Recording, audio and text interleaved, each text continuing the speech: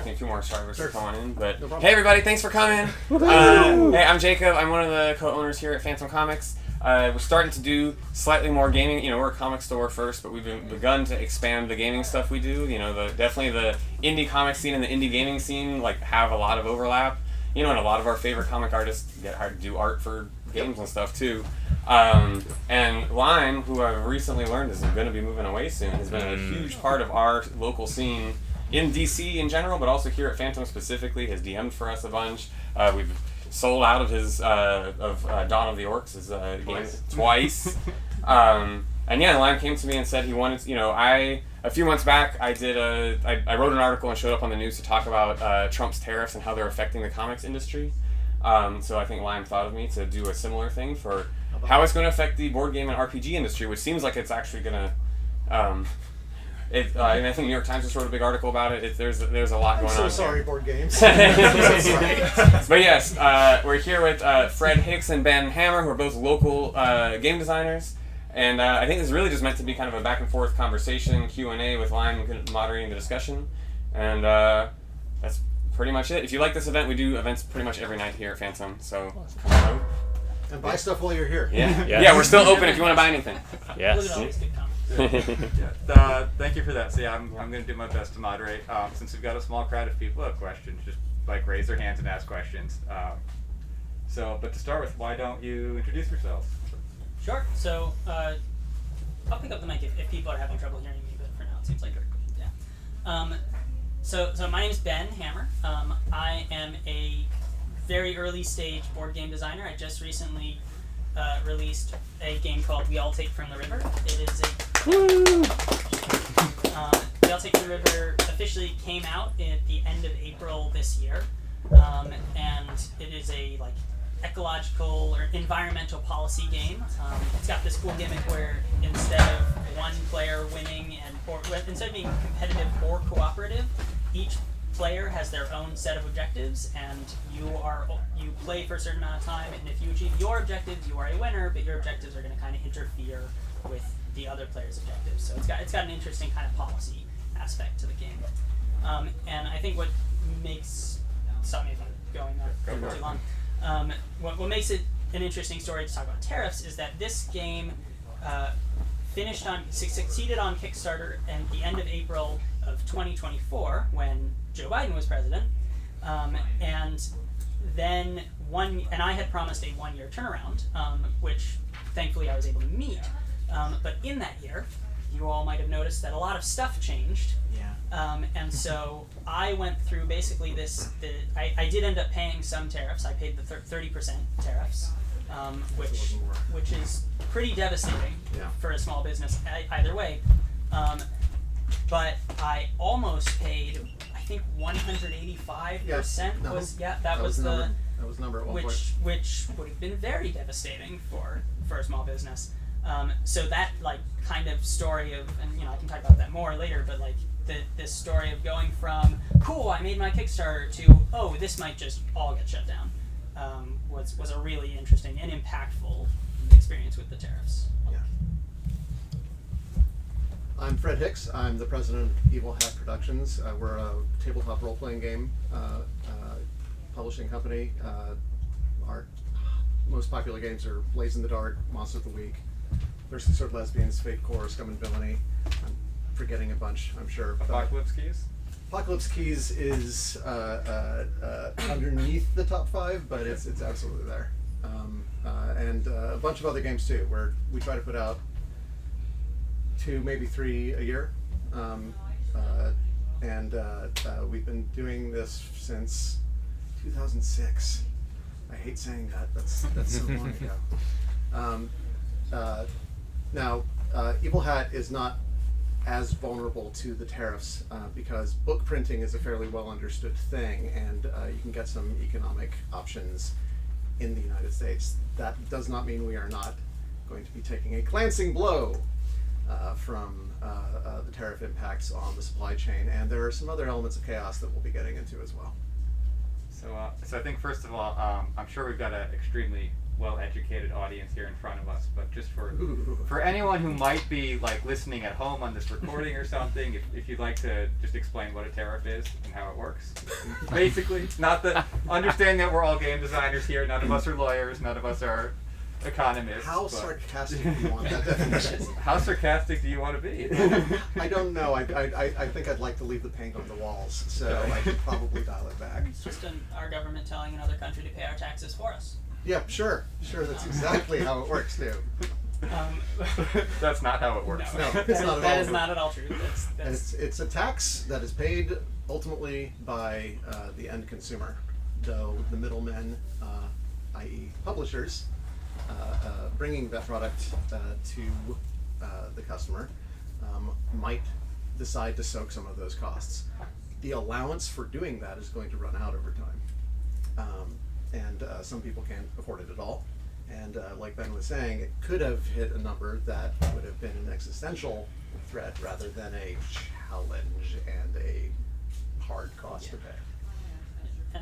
And like specifically, a tariff is a added cost tax on the manufacturing cost. So like, for example, say you have a product that costs $10 per unit to get printed in China, and you are importing it into this country, into America. Oh, You're blocking. your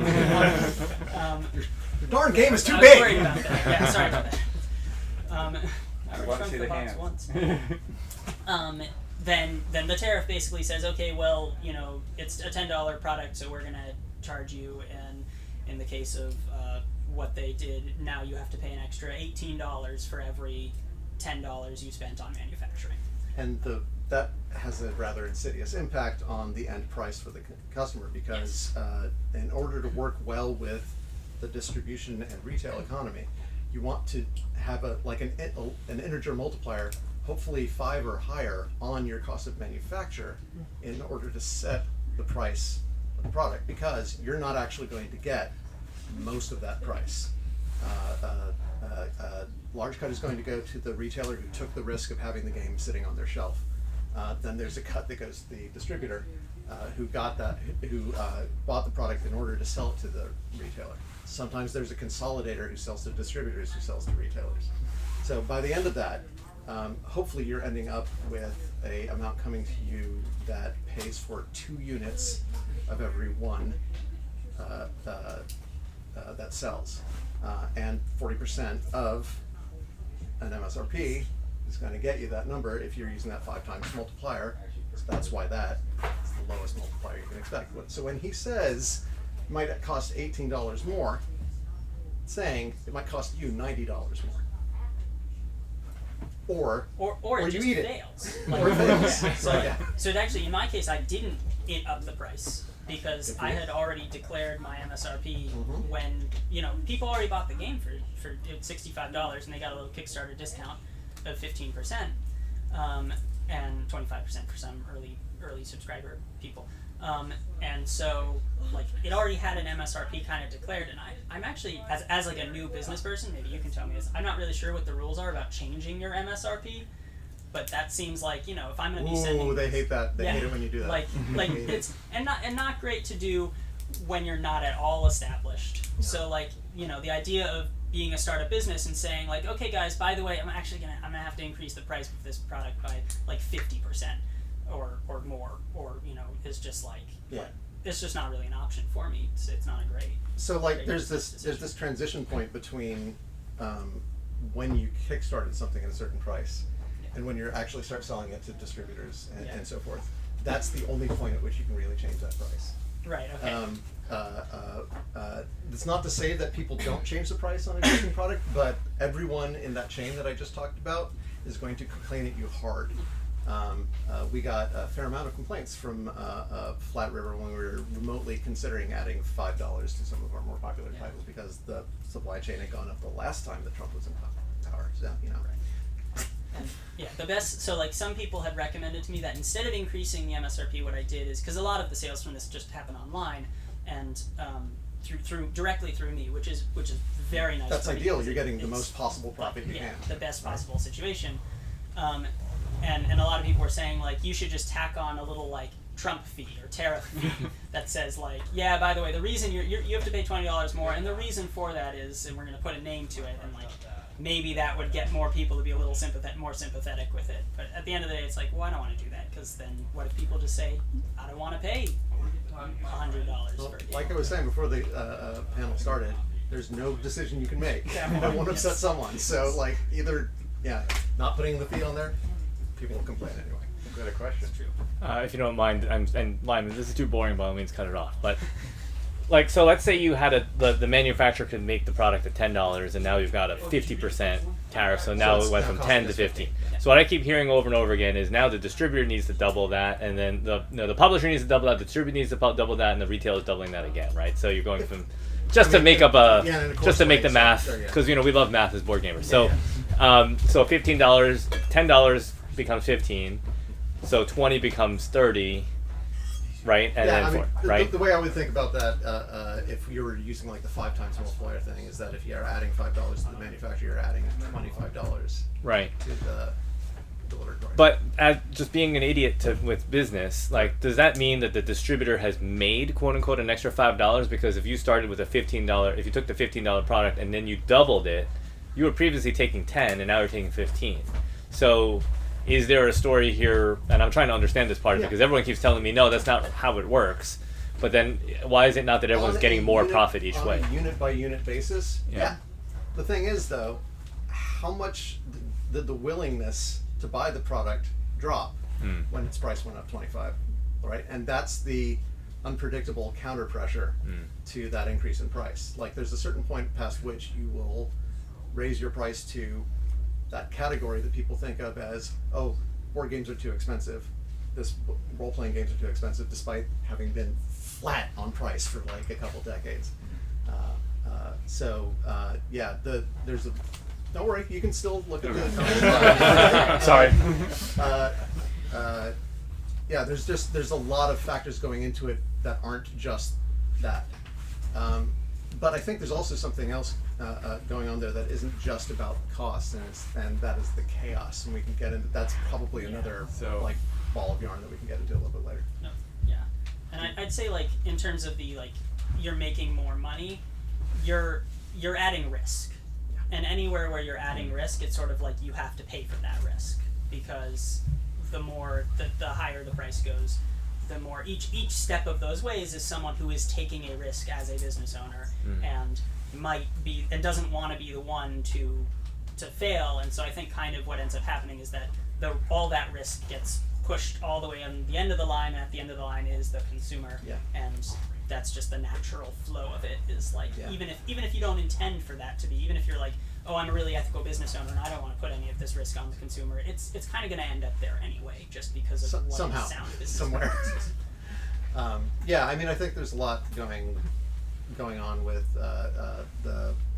I've already said it, the price fluctuation and so forth. But. Do we want to get into, since we've teased it a little bit, sort of both of your personal stories of dealing with the tariffs recently? Sure. Yeah, I'm happy to do that. All right. So you got more of a story. Yeah. so like I said, I ran a Kickstarter for this game. This game has been in production. Was in production. Cool. For maybe 3 years total, 3.5. And around I launched a Kickstarter for it in March, towards the end of March. I think it was March 23rd of 2024. And before that, I'd already been kind of running that Kickstarter, because if you run a Kickstarter, a lot of people don't know this, but you spend a lot of money on advertising. It's kind of the same as with any product, is like you want to advertise. And I'm sure there's Kickstarters out there that have been really successful without doing that. But so like by the time I was launching the Kickstarter, I was already pretty in it. And like thankfully that Kickstarter, I'd say it eked its way to success. It hit like, the goal was to reach $20,000 and I made $34,000, and that's pretty nice. That's great. That margin, like as a first time Kickstarter. Later on, people were saying like, oh, you you should set at $5,000 because you'll make more money. And like I don't, we could do a Kickstarter. I can talk to you about that at some point, but this is And just to be clear, that doesn't mean your profits were 34,000. That means the money. No, far. The money You you meant got, your entire budget was It meant, yes, $34,000. and it meant my entire budget was $34,000 minus the 10% that was already being taken from the payment processors and cut the too. the Kickstarter. Kickstarter fee. And the reason that's important is because then during the course of the next year, and by the way, like at the time, the election was already looming, and I will say that I maybe arrogantly, especially given it was the second time I was arrogant about this, was like I knew tariffs were a possibility, and I just did not believe they were going to happen. Because I had two lines of defense. My first line of defense was Donald Trump doesn't win the election, and I was so hopeful. And my second line of defense was, and also he's not known for doing what he says he's going to do. So, like, okay, and then even if he does win the election, maybe he just won't do it. But at the end of the day, it didn't matter what my lines of defense were because I was already in the hole $10,000, I think, by the time I was even making the decision I'm going to run this Kickstarter. Then I run the Kickstarter and I get this $34,000 and boom, 10% of it's gone. I can't refund people. So I'm hopeful and working on it up until. If I can say something for a moment. Yeah, go ahead. By the way, that Kickstarter, that is the best terms as a creator you ever get. Is only losing 10% to a middleman. It never gets better than that. That's really the doesn't. absolute best. Other than selling directly yourself. And Yeah. that's so much work. That's why every game starts as a Kickstarter, by the way, these days. Yeah. Mhm. Anyway, back to you. Oh yeah, no, it's huge, and the ability to be like, oh, people. If people had not backed it, I could have just said, okay, I'm taking it all back. Like, well, no, I was in it for the ad money, so actually, You could have also made a decision to print fewer copies without Right. that demand prediction that There the was- crowdfunding yeah. campaign does, and that's a huge part of it. So yeah, it's very nice to be able to run a Kickstarter. One of the big risks is now I'm committed, and actually technically I'm not. Kickstarter. I don't know if everyone knows this about Kickstarters, but there is technically no obligation for someone who runs a Kickstarter to actually fulfill it. You agree to that. Whenever you back a Kickstarter, you hit a little checkbox that says, I fully understand that no one has any obligation, least of all Kickstarter, to make this happen. Yes, they indemnify themselves. But like, I'm not doing this to be a con artist, so I actually want to make it happen, so I'm committed. Fast forward, election happens. Oh no, uh-oh. Then come January, it's like pretty rapid fire tariffs start, and like the tariff stuff. We all know what happens there. And I had set up a timeline that involved a lot of wiggle room. I actually think I could have gotten this game out faster than a year, but there was delays on the side of the factory that I was working with, and it's like I just can't control that. So that's the way it's going to be. And a few times I had to come back to them and say, hey, are you still working on my game? And they'd be like, oh yeah, we forgot about that. And like, Yep. literally one time, yes. Yep. And for like a month. Mhm. And right, so for like a month, and that month cost me $3,000. Because what happened was, I got my games. I started being kind of an asshole to them actually, because I was panicking, and I was like, you need to get these games on the boat, like they need to be on their way. Got them. Everyone was saying that's Yeah, them. yeah. So I'm sure they had a great time during Yeah, they this. had a I'm sure great it was time. very relaxing. So fun. For Panda, games made by Panda Games Manufacturer. They were great, by the way. Just to be so I think the games got out like actually on the boat. I don't remember exactly the dates. I think it was like end of March was when, or maybe it was like mid-March was when the games actually shipped. At the time they shipped, the tariff was around 20 to 30%. I think it was 30%. Come early April, well before the games have reached had reached landfall, Takes and weeks made to cross the Pacific. It takes a long time. Who knew? Suddenly the tariff rockets up to 185%, and as a small business owner, no one's telling me what's happening. There was not like a clear. So I was under the impression, oh, these are going to hit shore, and I'm going to be asked for $30,000, which was, so the total manufacturing cost was around, for these was around like $25,000, but the tariffs were higher than, and like and you can do some kind of I wouldn't call it sneaky, but like you can say your say some of manufacturing cost was lower, right, by doing certain. There's a service fee or like whatever it is, and so like I basically managed to get it down. The lowest I was going to pay was going to be like $30,000, which, if you remember, my Kickstarter, the whole thing was about $30,000. Just over $30,000. Just a little bit over $30,000. And after the 10% came out, almost exactly $30,000. And my plan was to eat that.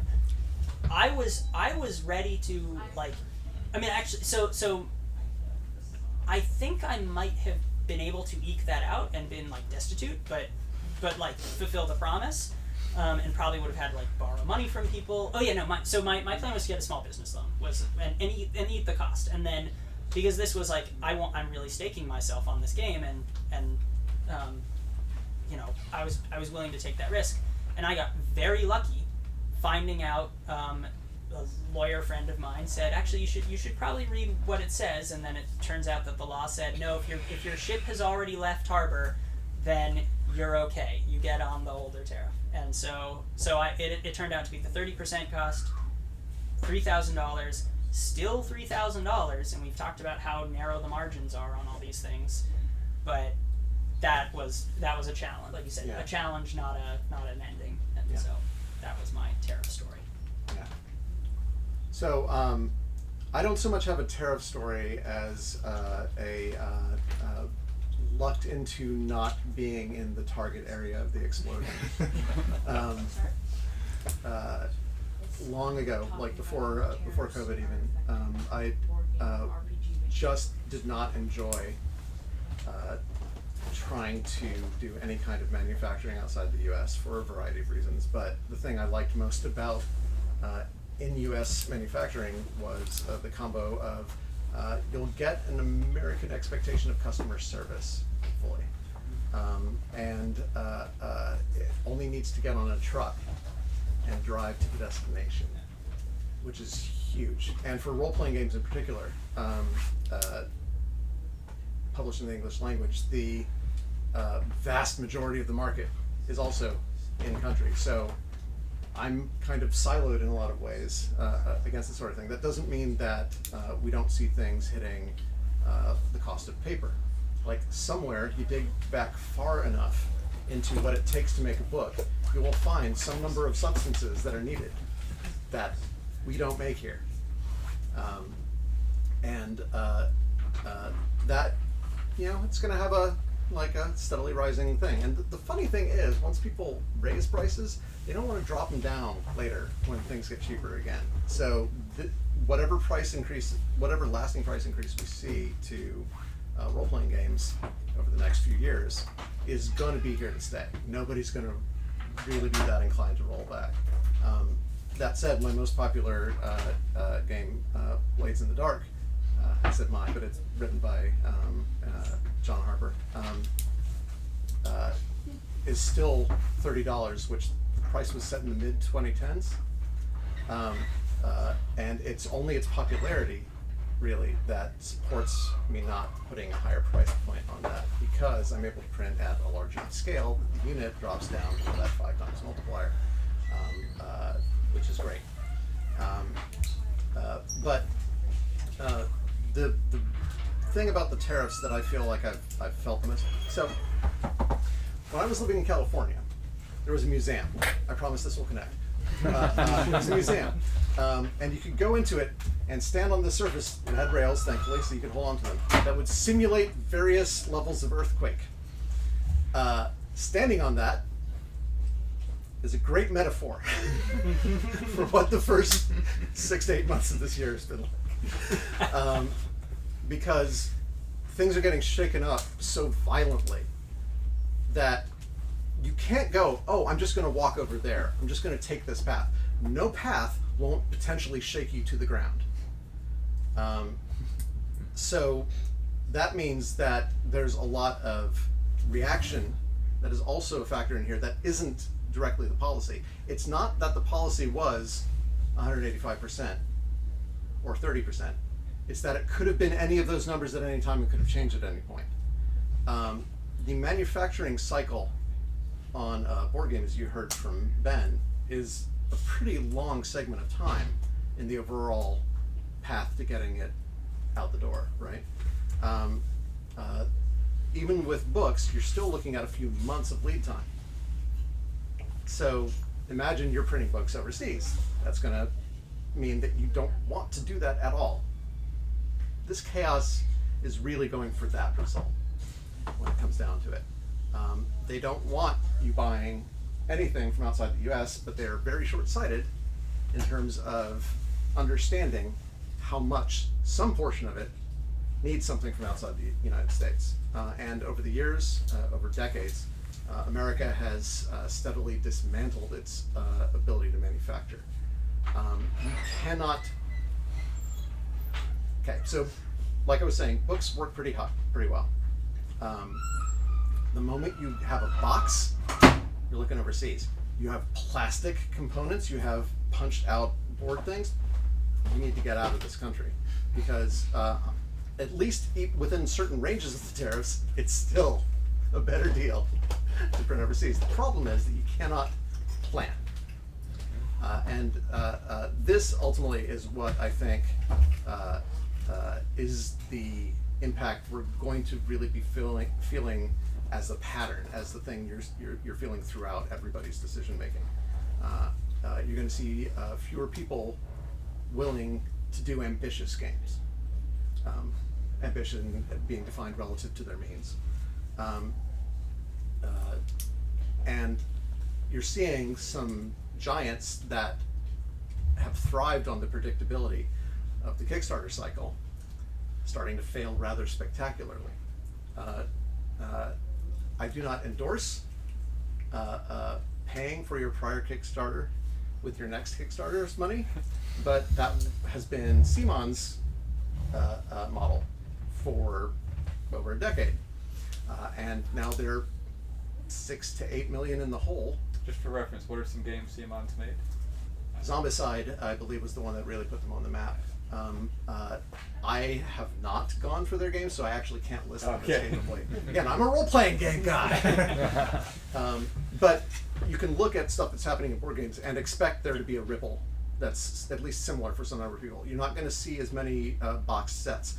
Somebody at Darrington Press needs to get on some sort of like nice public thing and tell us how you are doing that for $60, because holy crap, Daggerheart. But like to a certain extent, you can get cards done in the US. But when you start getting into things like packaging, when you start getting into a variety of components, you're done. If I wanted to do a boxed set of, say, Fate Core and package some Fate dice with it, I cannot do that in the US without the price point still being nasty, even with the tariffs factored in. So my tariff story ultimately is I'm making a lot of decisions to not do things. Well, small question. Is there anyone in the US who makes dice today? Yes. Do they make it at a price point that you would want to pay for dice? So yeah, so for We don't really do plastic in the US anymore. Yeah. I've seen like handmade artisanal dice. If you want to pay $45 for someone to have carved a die out of amber, like, you exactly. can get Or that people here. doing like acrylic stuff that's handmade and selling it on Etsy. You know, that kind of thing. I spoke to a US based manufacturer about getting this game made during that year. We're thinking of and, Delano. Delano, that is who I was thinking. Their quote for this game, their rough quote for this game was about 3 times the price. Mm-hmm. So like in terms of tariffs, Still under 200% still under tariff. 200. Like even with the ridiculous 185%, that's cheaper than if I were to go through and get it printed in the United States. So like that is the level, and not to mention like you said, the wood that is being used for all of the pieces in this, like the paper, I mean, this is mostly there's only wood and paper. Do you want to talk about why this game is kind of cool and separate for a moment? Yeah. Oh no! Yeah, plug your sure. product. What an amazing new game about rivery science that is made entirely of compostable product. So this game is all paper, and it's all paper or wood or natural materials. There's no plastic involved at all. You'll notice there's like little stickers on it, which are sadly don't have a picture, don't have images on them.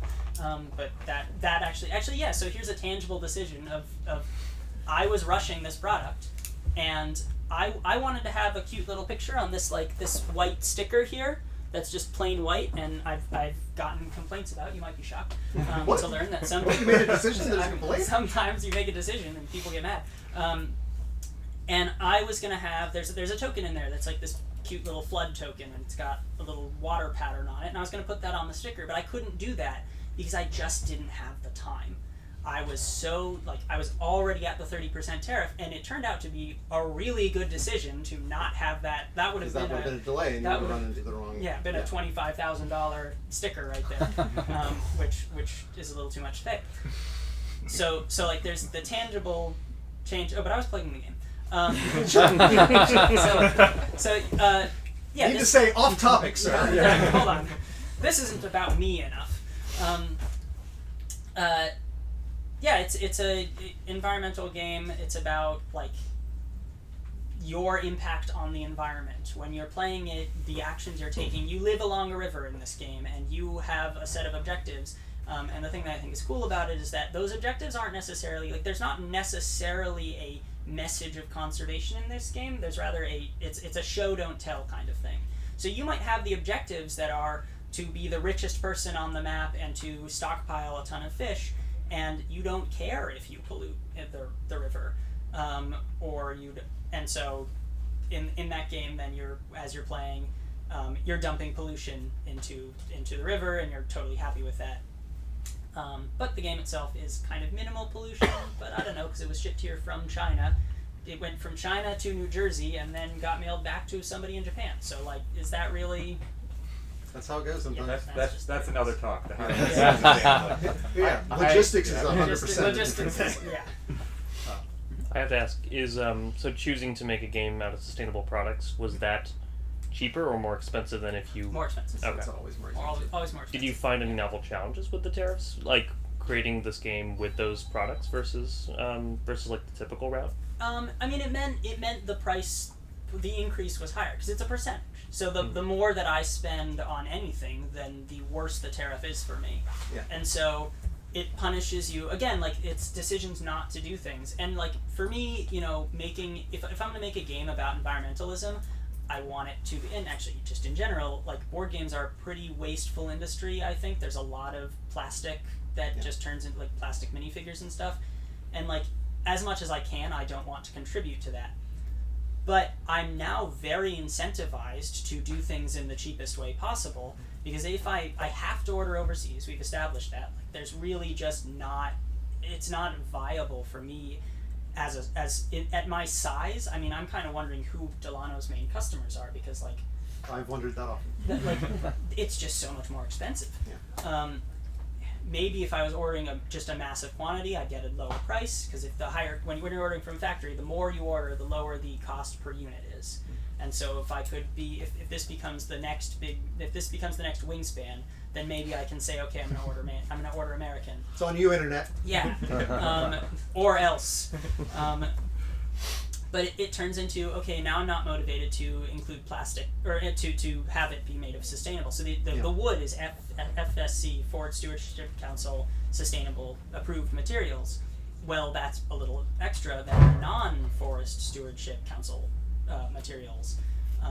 And then it even goes further from there, where like again, what you were saying, where it's like, now I don't really want to make a big game. Yeah. I have another game that's in the works. It's a card game. And Good. it's like, that's fine, because I can print some cards, and you can get cards printed in the US, I think. Yeah. And I think, honestly, well, I mean, a lot of Magic gets printed here. Yeah. So Cardamundi or something like that. Like, that's part of that fact right there is part of why card printing in the US is actually somewhat more possible, because there's been a reason to have manufacturing capacity, which is not America's favorite thing to do. And like, yeah, it sort of surprises me that we have a good... We got a question. Oh, yeah. Sorry, I didn't mean to interrupt.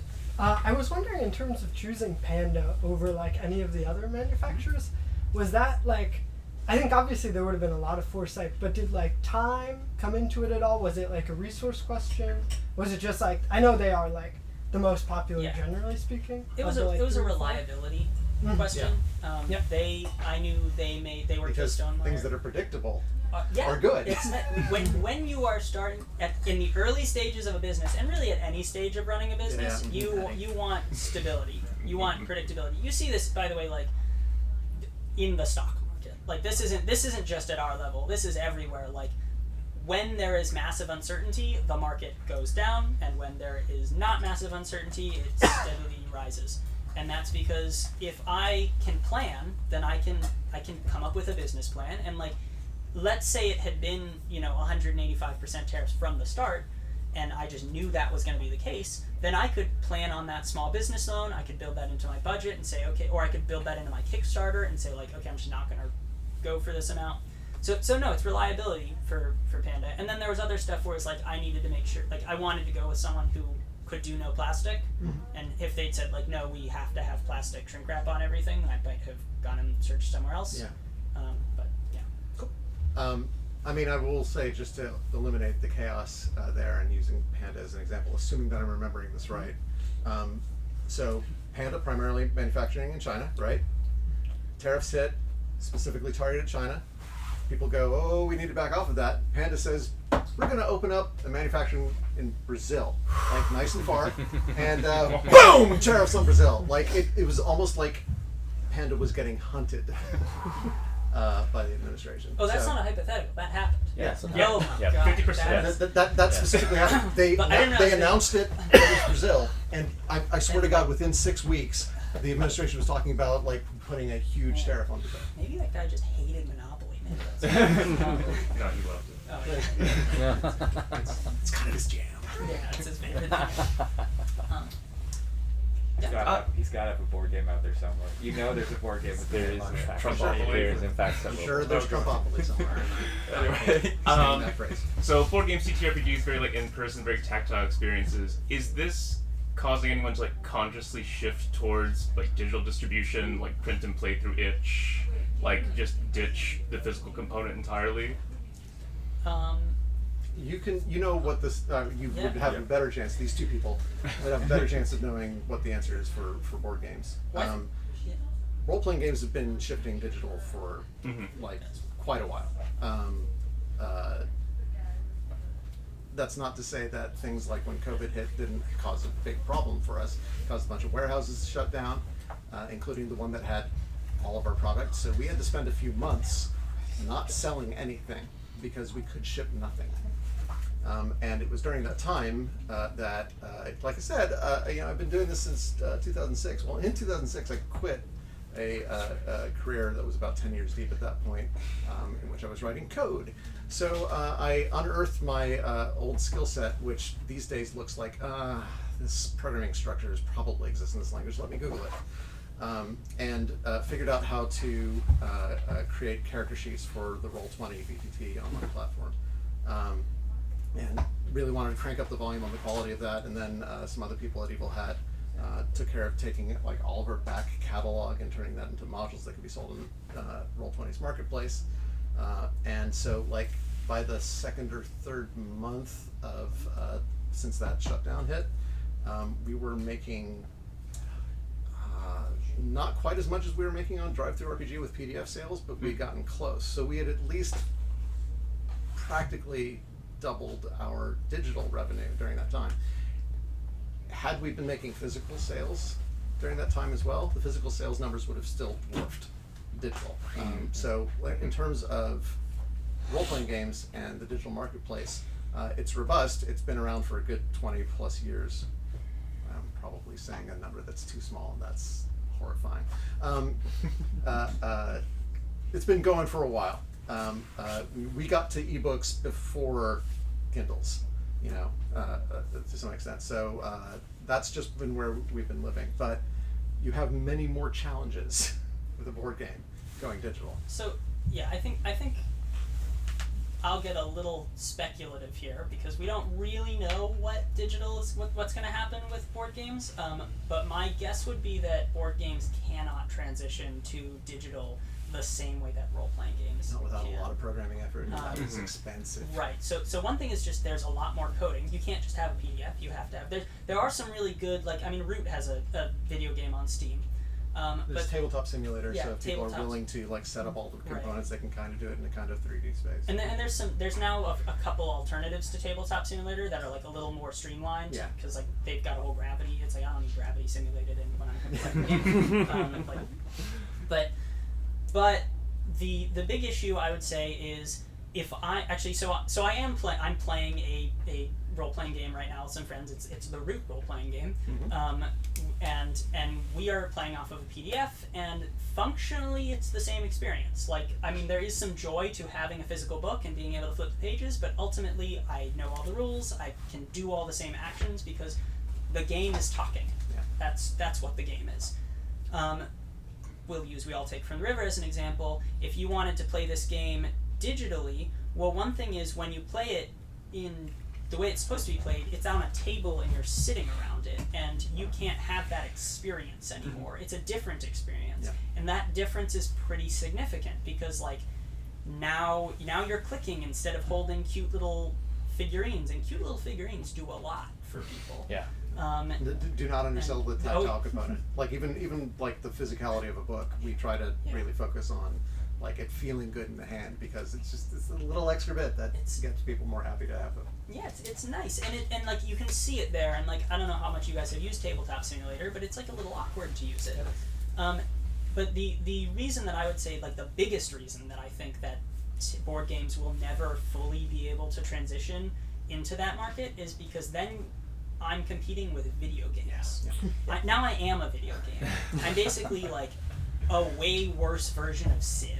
Like, I mean, I don't know worse, but like much. You know, if you go into it, if I'm like deciding what to buy, and this game costs $65, and there's no way I can sell this game for $65 as a digital version. And I mean, and to be fair, like I don't think you're selling PDFs that cost as much as the physical. Like, there's, No. you can't. It's, People will. yeah, absolutely not. His Majesty the Worm does.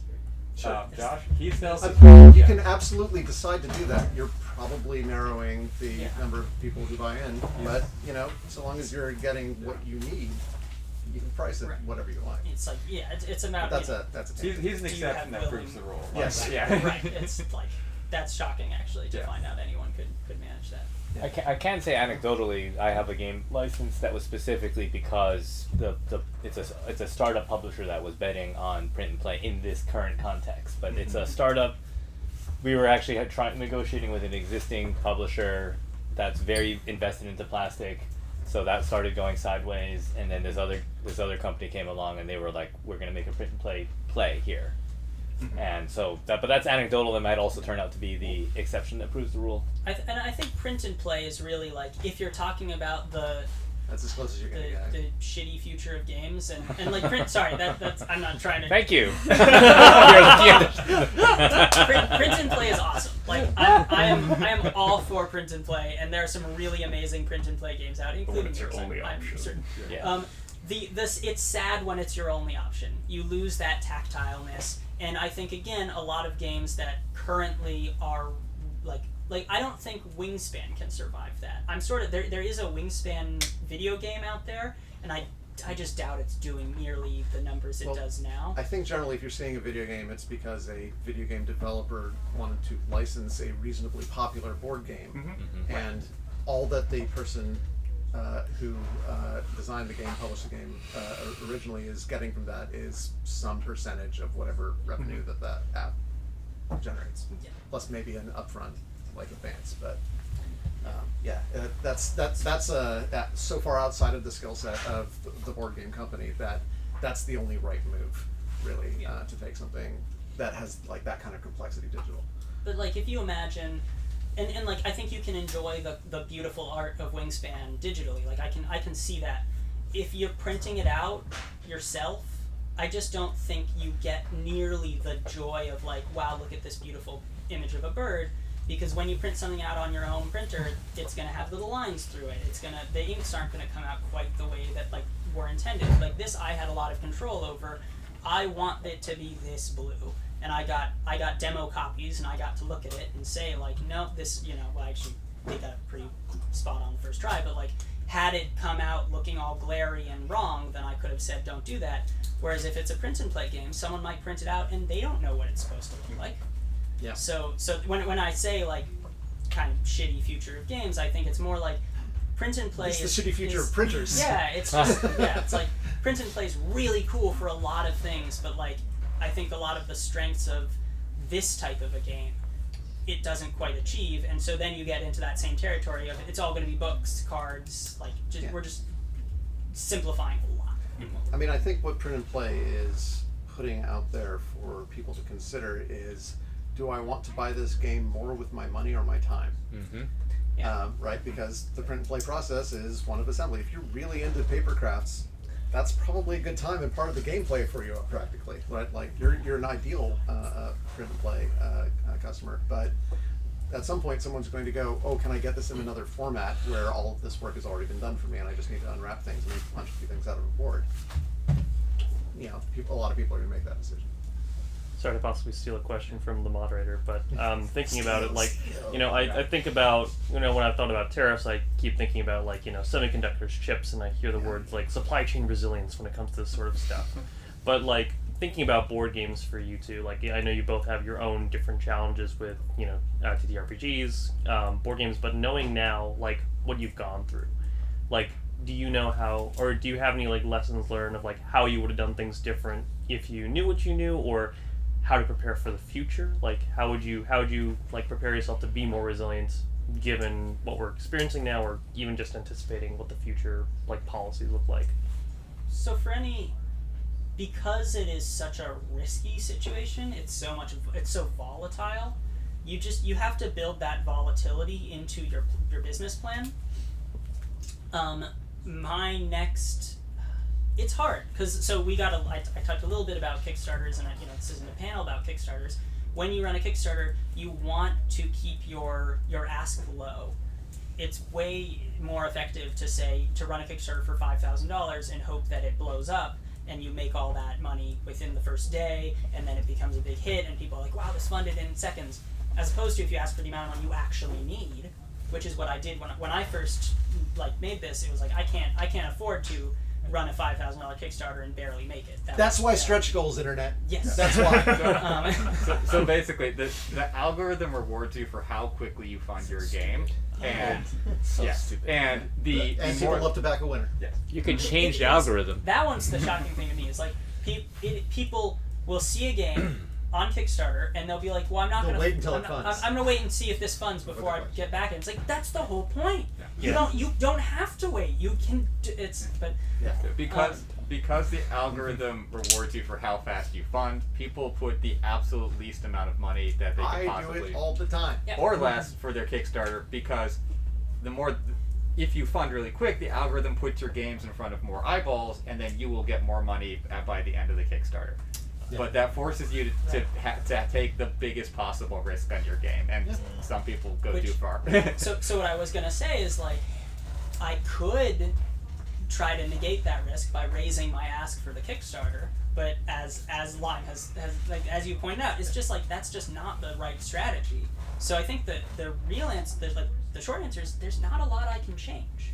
There's just this business model's been around for a little bit, and it's kind of here to stay, and or here to disappear, or not here to stay. Yeah. But like, yeah, that's there's not a lot of ways I can hedge the risk for my next game, especially if it's like this size. But if it's cards, then I would say that you've already made the decision to hedge by making it a card game. yeah, exactly. Right? Like those are the sort of decisions as you look at the means that are least likely to fall apart over the next few years, and you design within that constraint. Now, the great thing as a game designer is that constraints make it happen. Yeah.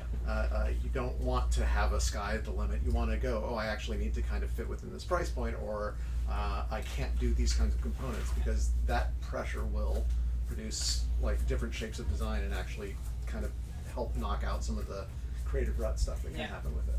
Sure. Oh gosh, there was something I was going to say and I've lost it. Oh, I just want to ask, are cards tariff exempt or not? Do you know, right now? I don't know. I actually have not been keeping track of what the current state of tariffs is because I'm not ready. Like, Well, I'm waiting. it's going to be different right, tomorrow. It's just why the earthquake. I don't think they're tariff exempt. It's just there's more manufacturers in the U.S. And they're cheap enough. They're like as a product. The bulk of the expense for this was the wooden pieces. So like, you know, I'd like to make an expansion for this game. What I might do is try to make an expansion that doesn't have new little painted wooden structures because those are the most expensive part. Maybe it's punchboard stuff instead. Print on demand for cards has also actually had a chance to develop for a while. We have drive-through cards and Game Crafter at the very least that I can think of at the top of my head. So that can play into it too. I mean, I think resiliency is all about looking for what the current opportunities are and aiming at them, right? In 2006, print-on-demand books were just starting to be a thing where you could go to a website, upload a file, press a button, and get a book. Like, that was newish in 2006. No surprise that the indie role-playing game scene exploded in the early aughts because it was very easy to do a print run of 50 copies or 100 copies in ways that it just simply wasn't prior to that. So, like, that's a part of it. The other thing just goes back to what I was saying about Evil Hat being kind of semi-insulated from the tariffs. I've already made a lot of the decisions. So, like, what would I go back and do? I might not take that, no offense, I might not take that veer off into board games that we did for a few years. Because we didn't quite find an audience. It wasn't a core competency for us, and so forth. So I think, like, at least till, I don't know, 2029, the resiliency is all about, like, really understand your risks before you take them. And, you know, look at something and go, if the worst possible thing happens to the economy, is this decision still sound? Because anything short of that is exposure. So, so let's say I'm a consumer, right? I'm someone staying at home. I like to play RPGs. I like to play board games. I do. I buy these things, right? Things continue the way they are with uncertainty and chaos and generally high tariffs. What does my game store and what does my game shelf look like in 2 years? Why don't you ask an easy one? Do you want the pessimistic or an optimistic answer? Give us both, because like we're gonna be wrong. That's the thing about making predictions, but it'll be fun to see in 2 years. Actually, I mean, close I we think were. your game shelf is going to look the same. Yeah. I don't know how much more things are going to be on it in 2 years as well. But like the hobbies are not going to go away. Yeah. Like people are still going to want to play games, and regardless of whether or not we need to do a print and play, a print on demand, digital only, people are going to find a way to play some quantity of games. Now, will individual publishers be around at that point? I don't know. I think due to the insulation I've managed to largely luck into, Evil Hat might be the one to like turn out the lights. But you know, so hopefully that means that we can at least outlast the 2020s. I don't know how board games are going to be doing that. I think board games are really in the struggle. I mean, we were saying before the panel started that like it at least feels like the golden age of board games, as it's sometimes been called, is concluding. We're at the end of that, and like, and maybe, you know, it might come back. The second golden age would be great in 2029. Or if, like, I don't know, I think Stonemaier Games is currently in a lawsuit to try to get board games exempt or do something. I don't know what their reasonable end game is for that. Pun intended. But I would say actually I've got a pretty good answer for this because I have a game store nearby me that has been, I would say it so it is in what I describe of like the business phase of thrashing helplessly in the water. Like if you imagine treading water, they're going for any kind of stroke. Like they're really trying to figure out how do you do this because so for those of you we're not going to name their names since we're saying okay. all right, hopefully Okay, I don't have They're thrashing No, around. I was, Okay. I'm not trashing them. I think so sorry. I'm not. This isn't a criticism of the store itself. This is like the situation they're in, because they're a game store that is effectively restarting. Like they've been a comics and game store, mostly a comic book store, for a while, and they underwent a big change, and now are figuring out where's their market, like where's their niche. And when I say they're thrashing around, it's like I just saw most recently they had like a party there. It was like the club, like they had dancing and like they had like food boxes and like and it was, They've had punk shows here at Fantom, by the way. oh, yeah, okay, so maybe there's and more martial more, arts. Yeah, plug for precedent for Fantom that than Comics. You can do Turns out just normal. you know, right? Like you Sorry, you Karen. want to have events. That's kind of Yeah. Events are going to be a big move. I think. is like events. They're hosting like learn to be a DM, stuff like that, which is cool. The thing they're doing that I think is really keeping them afloat. That's their feet in the water. They're kicking or whatever the metaphor ends. The thing that's really keeping them up is trading card games. Yep, Yeah, of course. That's Yeah. like, Your always game been. store, when you ask what's going to be in my That's local it. game That's store, always it's going to be Magic cards, Yeah. and they're going to have Sonic the Hedgehog on them. It is going to be Yeah. Magic and Pokemon, and like there's a Digimon card game now, because if you can make, and like One Piece card, there's a trading card game for everything. Some of them do a lot better than others, but the turnaround for a game store is so nice. You host a Magic draft, you get a bunch of people in, they all pay $15. It's like a lot of money real fast, and they're getting those cards. and also they're selling things that are tiny, Yeah, like physically, so it's great for space. yeah.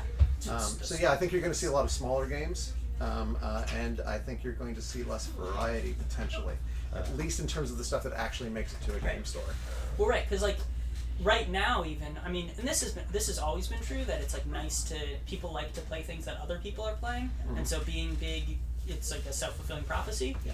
But like right now, I had a little kid come up to me recently. He saw I had a board game. He said, "What's that?" And I started to talk to him about my board game, and he didn't care at all. And he said, "Do you know about Pokemon cards?"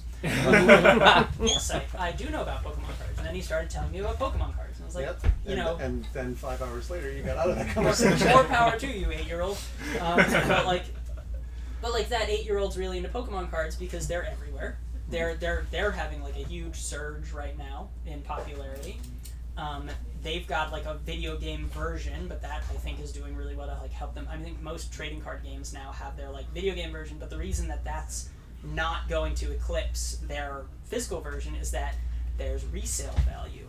Yeah. There's a whole industry of gambling on which card is going to become worth $100 or more than $100, and now like Magic is doing these like collector's editions, like because Hasbro got a hold of Wizard of the Coast, and like there's a whole lot to talk about there. I mean that happened a while ago, but yeah. Right. But so there, yeah, that's not tariff specific, I think, but like I mean, I think they're gonna do fine during tariffs. Yeah. So I need to find ways for my role-playing games to be real-world cash gambling, and that Yes. yes. You find yourself at a casino.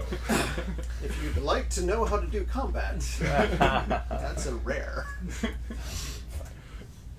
So I have to ask now the reverse question, where now, I think especially for you, Ben, being, like a first time, board game creator, entering into the market that you are, or I guess you entered right before, like, the tariffs, but now for those who are trying to enter in this, like, age of uncertainty with people who are trying to make games, do you have any advice, or, do both of you have any advice, especially entering now and trying to, like, figure out the future of games, like, how one can even, get started and then possibly thrive?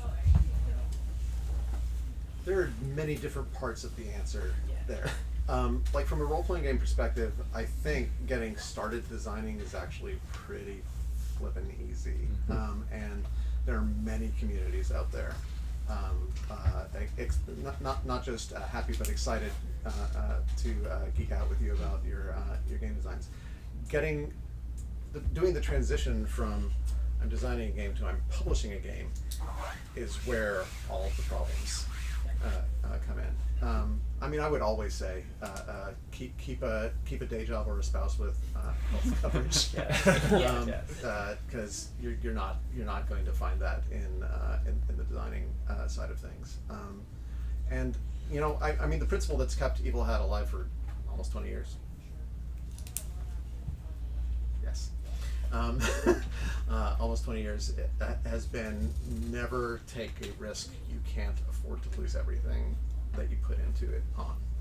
I have generally not gotten myself into situations where I'm committed to spend more than Evil Hat's bank account can cover. Extending out for the whole life cycle of it, and that's the tricky thing to set up. But that was true even in 2006 when I was like, okay, we've invested. I think my partner and I set up Evil Hat with like maybe $10,000. So initially, we couldn't risk a whole bunch of that because a lot of that money went towards art. So initially it was small print runs with print on demand because, oh no, 100 books I printed didn't sell. I'm fine, right?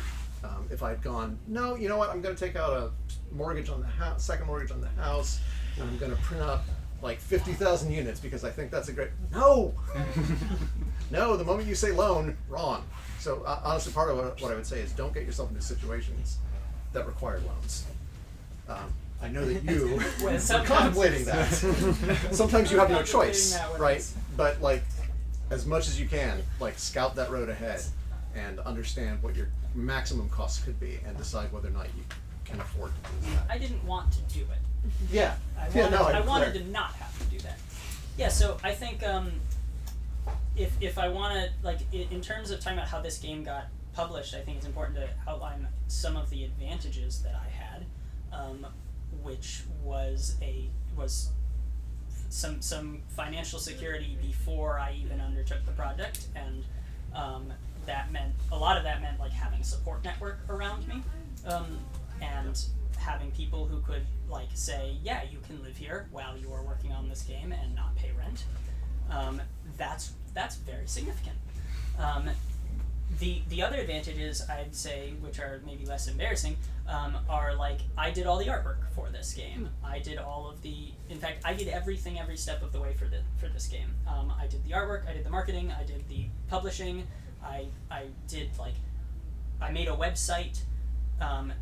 It was a lot of work, and that meant I didn't have to pay an artist, a graphic designer, someone to make the website for me. You just had to eventually, hopefully, pay yourself. Right. and so like if you can undertake all of that and or have the space in your life to take that time to do all of those things, because those things take time, even if you're extremely talented like I am.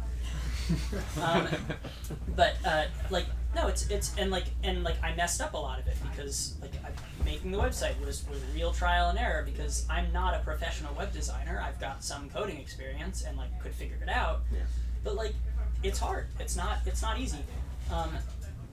And so I guess really what I'm saying is the same's true for role-play design as game design. Anyone can get started. You can just sit down and start making a game whenever you want. There's stuff to talk about in terms of what's going to make it a good game, but that's its own issue. And if you have an idea, probably you think it's a good game, so you should pursue it. I think you've also nicely illuminated the thing that I will usually answer, not to this question, but to how do I break into the industry. And honestly, the answer is very similar. Have more than one skill. The more things that you can do, the more likely one of those ancillary things are going to be the thing that got you in the door to working with a publisher you wanted to, or something along those lines. The fact that I had much beyond game design going for me, I had layout and programming skills before I started Evil Hat. Those things have been at least as useful over the course of past couple decades to succeeding. And did you do the business managing yourself, budgeting? I did everything. Yeah. I did everything for a while. So. I always on the design side, I always preferred to collaborate, and eventually I realized that I actually got enough enjoyment out of the non-designing part of things, the actual non-creative work, and because I had that, I realized that I was a mutant, and I had to take advantage of my evolutionary superiority. So I kind of receded from doing hands-on game design. I still kind of get my fingerprints on a bunch of stuff that we do, but the reason publishers exist is so that creative people don't have to do that shit. I love working with creative people, and I can kind of like do some good like feedback loops with them. So that that kind of scratches the little bit of creative itch that I might have still, but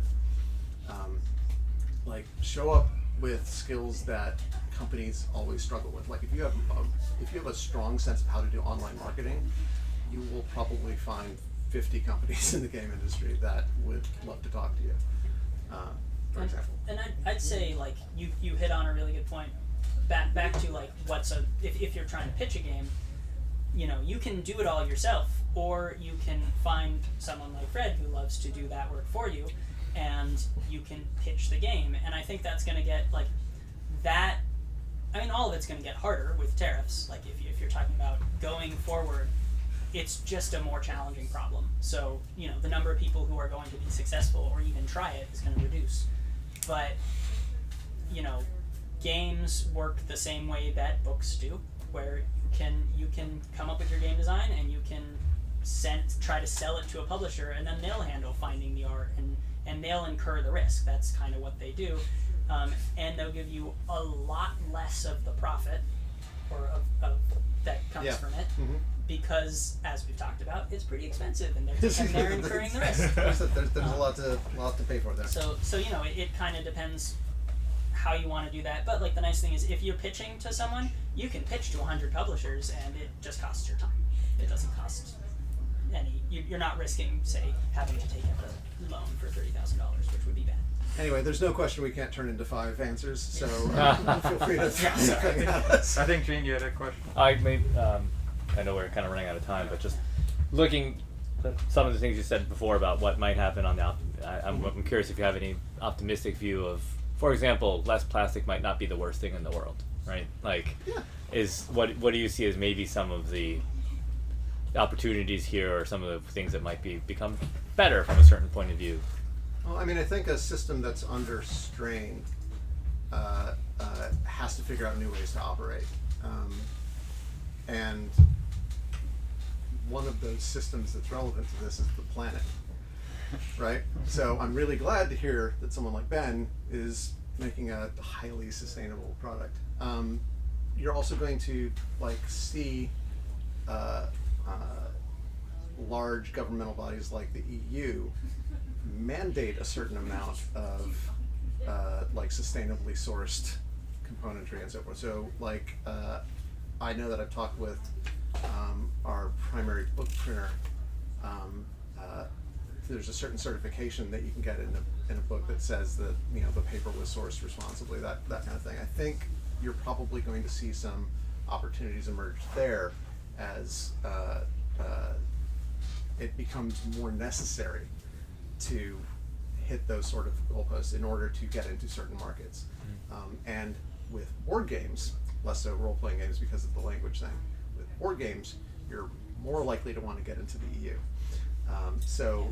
I would say look at what the EU is putting out as targets that you have to hit in order to even enter their economy, and be the fish that can swim in those waters. It's all remote at this point, so I never went to the factory or to the warehouse where they're all being stored. Those could just as easily be in Europe, and I'm sure they have rules about that. That's kind of you'd have to look into what are the regulations behind that, but I'm not saying it's easy. There's a lot of headaches in that particular research track, but and actually in I don't know if you've encountered this. Do you ship to multiple warehouses across? No, because you mostly operate in America. Yeah, we mostly operate in America. So we have dabbled with that occasionally as limited time as part of crowdfunding fulfillment. If board games are pretty popular in Europe, so especially Germany, and actually all around Europe, and so one of the things that a lot of a lot of publishers will do is they will have a warehouse that they ship to. They'll send 2,000, 10,000, whatever their size is, over to their warehouse. The one I was looking at was in the Netherlands, and then UK used to be a good option, but then they went and did That's- something for some crazy. reason, It's yeah. weird. It doesn't work out as well anymore. although you can, yeah. So I actually, at the peak of it, I was considering shipping to. I was gonna have things go to their own warehouse in China, to the UK, the Netherlands, and then have one in the United States. Of course, that was very ambitious because it turned out that I only sold like 1,000 copies of this, which it's just way below the minimum Yeah, threshold to do that. they would want you to be shipping 1,000 to them. Okay. It would only matter, like it'd only be profitable if there was tons of people buying. But what I could do is say, why even sell anything in America? I don't have to do that. I'm just going to make my entire business run out of the Netherlands. I'm sure I can something. wherever, and suddenly I'm skipping all these tariffs, or maybe not all of them, but all of them. Yeah, I mean, the EU is still happy to put a bunch of fees on your thing too. But they also have like environmental goals that might mean that you're doing something a little more like that. And they're stable right now, so like Yeah, the stable-ish. fees- stable-ish. The Stable-ish. fees I think that I would be paying, like you'd be paying to the EU, probably are gonna stay the same for the next. They're 4 going to be years. predictable, and that's Yeah, really what's it. that's what So it is. actually, that's the other part of the answer is look for what's predictable. That's the opportunity right now, because chaos is ruling out a whole bunch of options. So the question to ask is, well, what from your perspective are you seeing as the remaining slice, and just occupy the hell out of that. It's much like print on demand in the aughts was a great place for us to occupy. I think you're going to see some stuff like on a geo-economic scale that's going to compensate for American ingenuity. I was going to ask some more questions. Feel free to ask questions. Any other questions? Nailed it! Yes! Nice. All right. Do we want to anyone want to do a last plug for anything they got, or? This day is here. It's pretty cool. This one right here, it's really good. You should buy it. Fantom Comics. Fantom Thank Comics. you so much for this day. Sweet. Yeah, Thanks thank everyone you. for coming. No rush in getting out of here. The store's still open. Please buy things from Fantom Comics. And then Thank tomorrow you. night we're doing a zine swap with DC Zine Fest. If anyone's in, Nice. yeah, that's at 6:30 tomorrow. Free event. Yeah. One more thing from me. If you are, and to answer this question, if anyone is interested in making their own games, however you want to do it, don't do it alone. So there's Please don't do it alone. We get through this together. Even if you're doing it independently, you don't have to do it alone. So there's some great groups. Break My Game is one of them for board games and role-playing games both now. They're in a bunch of cities and expand. They started here in DC. They're expanding across the world. They're also online as well. If you only want to do online, they have physical meetups. There are so many people who know a ton of things about how to make every step of making a game there who can help you and give you advice that will absolutely save you pain and heartache. If you're here in DC, Maryland, Virginia, Design in the DMV is who I'm with. We're kind of who organized this event in the first place. Woohoo. Look for our website, Design in the DMV. Were we .com or .org? I think we're whatever. Google Design in the DMV. It'll be in the notes Yeah. on whatever Check it the is show you're notes. watching this. Yeah. We're the only group called Designed in the DMV, fortunately. So look us up. We have regular meetups. We have a Discord, a newsletter, a website. We run events like this, and we also have people like Fred here who know a ton about how to make a game. Yeah, if every you want to step. ask any more questions, pop on that Discord, and join you us. will not be able to get me to shut up. Or I can give you my view. That's like if you're someone who just started making games last year and you've mostly sold digital, which I've mostly sold digital, I'm happy to get into that. Yeah. Yeah, good range of experience there. Yeah. All right. Well, thank you so much for showing up. And thank you so much. Thanks for organizing. Yeah. Wait. One more thing, because you should buy this. this game called Fate. Oh, yeah. From Evil Hat. You might not have heard of it, but Nope. it's really good. Also, It's an upstart. yeah, Blades in the Dark, guys. Let me tell you, you It's heard a it. cool new game. It's a cool new game. You heard it here first. Good night.